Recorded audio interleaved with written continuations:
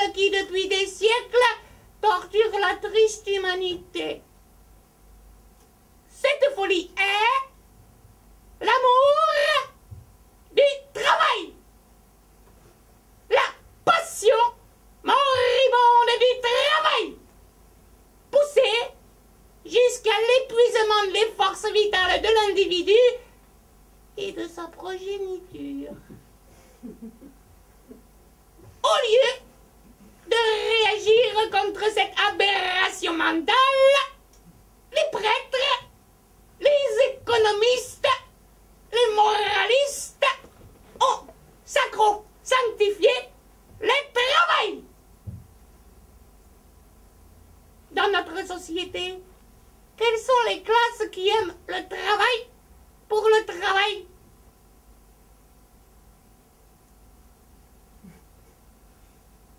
Les paysans propriétaires ou les petits bourgeois, les uns courbés sur leur terre, les autres accoquinés dans leur boutique, se remuent comme la taupe dans sa galerie souterraine et jamais ne se redresse pour regarder à loisir la nature.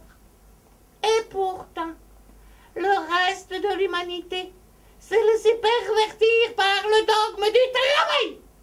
Rude et terrible a été son châtiment.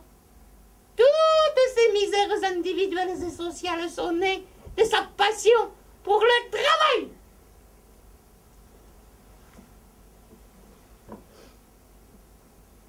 Plus mes peuples travailleront, moins il y aura de vices. Écrivait Napoléon.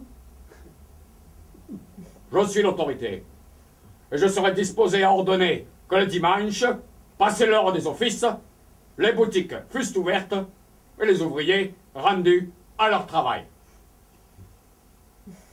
Pour extirper la paresse et courber le sentiment d'indépendance et de fierté qu'elle engendre, on a proposé à ce tyran d'incarcérer les pauvres dans des maisons idéales du travail qui deviendraient des maisons de terreur.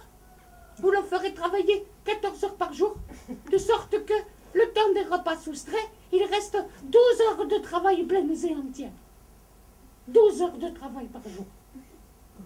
Voilà l'idéal des philanthropes et des moralistes du XVIIIe siècle. Que nous avons dépassé ce n'est que plus ultra.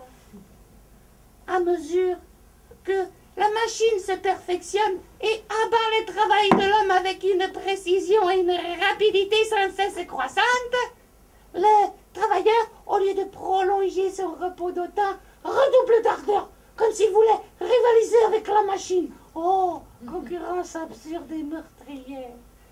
Et les économistes s'en vont répétant aux travailleurs: travaillez pour augmenter la fortune sociale. Travaillez pour agrandir cette fortune sociale et vos misères individuelles. Et travaillez pour que, devenant plus pauvre, vous ayez plus de raisons de travailler et d'être misérable. Telle est la loi inexorable de la croissance libérale. Parce que, prêtant l'oreille aux fallacieuses paroles des économistes, les salariés se sont livrés corps et âme au vice du travail. Ils précipitent la société tout entière dans les crises industrielles de surproduction qui convulsent l'organisme social. Leur productivité défie toute consommation, tout gaspillage. Les fabricants affolés ne savent plus où donner de la tête.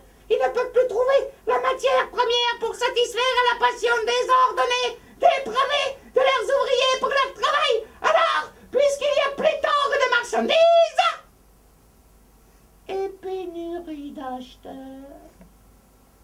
les ateliers se ferment et se délocalisent. Et la faim cingle les populations ouvrières de son fouet aux mille lanières. Tous ceux qui sont abrutis par le dogme du travail n'ont pu comprendre que le surtravail qu'ils s'étaient infligé pendant le temps de prétendue prospérité était la cause de leur misère présente.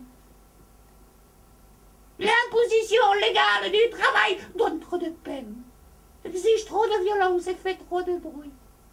La faim, au contraire, est non seulement une pression paisible, silencieuse,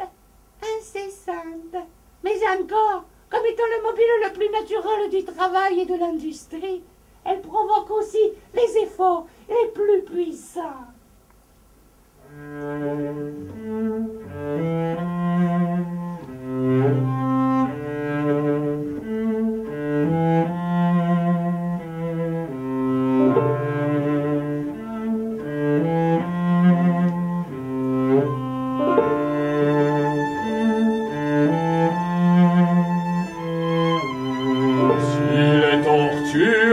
De la faim, si les douleurs